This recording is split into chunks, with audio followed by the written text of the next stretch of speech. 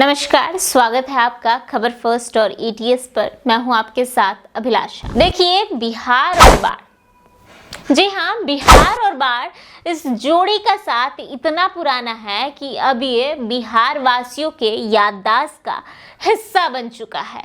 ये हर साल आता है, हर साल तबाही मचाता है और हर सरकार हर साल विफल हो जाती है।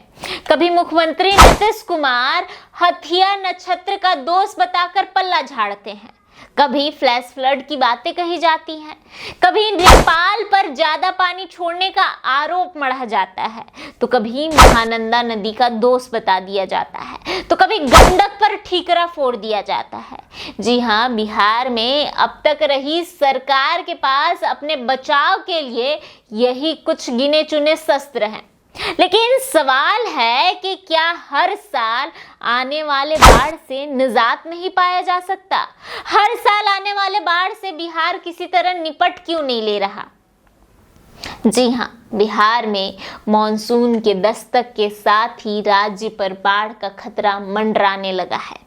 परिवारों के परिवार बेघर हो रहे हैं, बेघर होने का सिलसिला शुरू हो चुका है।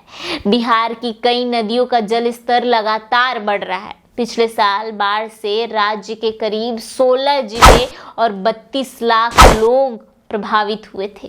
बिहार फिर डूब रहा है और हर साल की तरह 16 लाख से अधिक लोग इस साल भी बुरी तरीके से प्रभावित हो रहे हैं। कई जिलों में बाढ़ से हालात बिगड़ते जा रहे हैं। बाढ़ का प्रभाव कम करने के लिए नदियों पर जो तटबंध बंधाए गए थे, वो भी अब धीरे धीरे तटबंध जो है वो टूट रहे हैं। अब तक 6 तटबंध टूट चुके हैं। सरकार के मुताबिक बिहार में सारी ही नदियां उफान पर है। 16 जिले में बाढ़ से हालात बद से बदतर होते जा रहे हैं। बता दें कि रेस्क्यू ऑपरेशन के लिए NDRF की जो है वो 12 टीम और SDRF की 22 टीमें तैनात की गई है, फिर भी हालात में कोई सुधार नहीं है। गृह मंत्रालय की माने तो गृह मंत्रालय का कहना है कि बिहार में गंडक, बागमती, धाधरा, गंगा, कोसी, अवधार और कमला और साथ में महानंदा, परमार और फुलहरी नदी में पानी के जो है वो खतरे के निशान से ऊपर चला गया है, जिस कारण से ये बाढ़ का हालात बिहार में पैदा हो रहे हैं। और ये हालात तब हैं, आपको बता दें कि जब बिहार में सामान्य से 19% कम बारिश हुई है। बिहार उन राज्य में से है जहां हर साल बाढ़ आती है।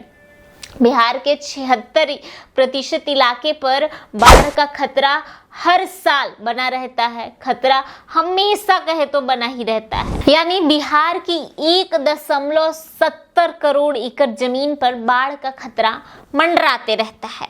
ऐसा इसलिए क्योंकि बिहार गंगा नदी के बेसिन पर बसा है। यहाँ कई नदियां हैं और तेज बारिश होने पर बाढ़ का खतरा बढ़ जाता है। बिहार में अब तक 6 तटबंध टूट चुके हैं। लेकिन आपको बता दें कि तटबंध एक तरह की दीवार होती है जो नदियों के पानी को रोकती है।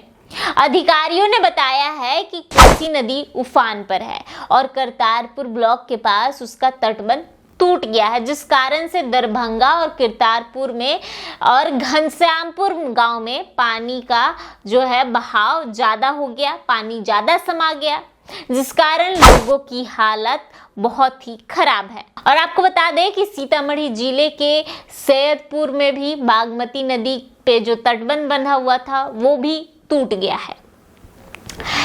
अधिकारियों की माने तो अधिकारियों का कहना है कि सीतामढ़ी के मधुकौल गांव में बागमती नदी के पास जो तटबंध बंधा हुआ था वो भी टूट गया और साथ में पश्चिम चंपारण के गंडक नदी पर जो तटबंध बना था वो भी टूट गया, जिस कारण वाल्मीकि टाइगर रिजर्व में बाढ़ आ गया। सोचिए, बिहार से बाढ़ का और बाढ़ से बिहार का कैसा रिश्ता है। बिहार में बाढ़ कब से आ रही है कहना संभव नहीं है, लेकिन भारत के आजाद होने के बाद पहली बार 1953 में बाढ़ को रोकने के लिए एक परियोजना की शुरुआत की गई। नाम दिया गया कोसी परियोजना। बता दें कि 1953 में तत्कालीन प्रधानमंत्री जवाहरलाल नेहरू द्वारा शुरू की गई इस परियोजना के शिलान्यास के समय ये कहा गया था कि अगले 15 साल में बिहार की बाढ़ की समस्या पर काबू पा लिया जाएगा। बहरहाल आप देख सकते हैं बिहार किस हालात में है आजादी के बाद भी। 15 साल से अधिक हो गए लेकिन बिहार की स्थिति वही है। वहीं देश के पहले राष्ट्रपति राजेंद्र प्रसाद, जी हाँ, राजेंद्र प्रसाद ने साल 1955 में कोसी परियोजना के शिलान्यास कार्यक्रम के दौरान सुपौल के बैरिया गांव में सभा को संबोधित करते हुए कहा था कि मेरी एक नजर कोसी पर होगी और दूसरी नजर बाकी हिंदुस्तान पर। फिर भी आपको बता दें कि कोसी ने बिहार का शोक ही बनने का सौभाग्य चुना। आज भी कोसी को बिहार का शोक ही कहा जाता है, कोई बदलाव नहीं है। बिहार में आज भी बाढ़ आता है तो जिम्मेदार कोसी को ही ठहराया जाता है। कोसी परियोजना का कोई लाभ नहीं हुआ। वहीं 1965 में लाल बहादुर शास्त्री द्वारा कोसी बैराज का उद्घाटन किया गया था। बैराज बनाकर नेपाल से आने वाले सप्तकोसी के प्रवाहों को एक कर दिया गया और बिहार में तटबंध बनाकर नदियों को मोड़ दिया गया। परियोजना के तहत समूचे कोसी क्षेत्र में नहरों को बनाकर सिंचाई की व्यवस्था की गई।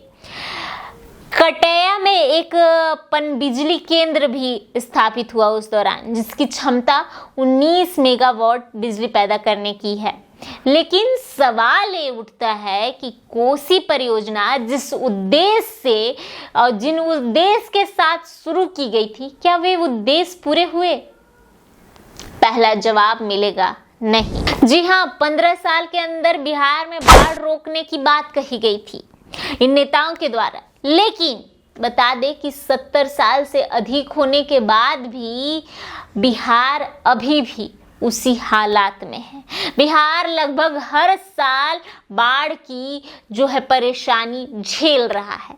बिहार में बाढ़ तब आती है जब नदियों का जल स्तर बढ़ने लगता है और तेज बहाव के कारण तटबंध टूटने लगते हैं। बीते 70 साल से अधिक के दरमियान कई बार ऐसी बाढ़ आई जो सब कुछ बहा ले गई। सोचिए, आजादी के इतने साल बाद भी बाढ़ पे कोई काबू नहीं पाया गया। स्पेशली बिहार में हजारों लाखों करोड़ की परियोजनाएं लाई जाती हैं, लेकिन होता क्या है? घोटालेबाजी।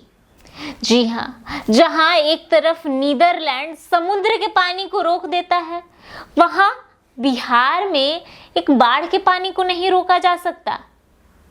जितने खर्च होते हैं ना हर साल बिहार में जो बाढ़ है उसको रोकने के लिए, उसका 1% भी अच्छे से इस्तेमाल कर दिया जाता तो शायद आज बिहार के लोग बाढ़ से ग्रसित नहीं होते।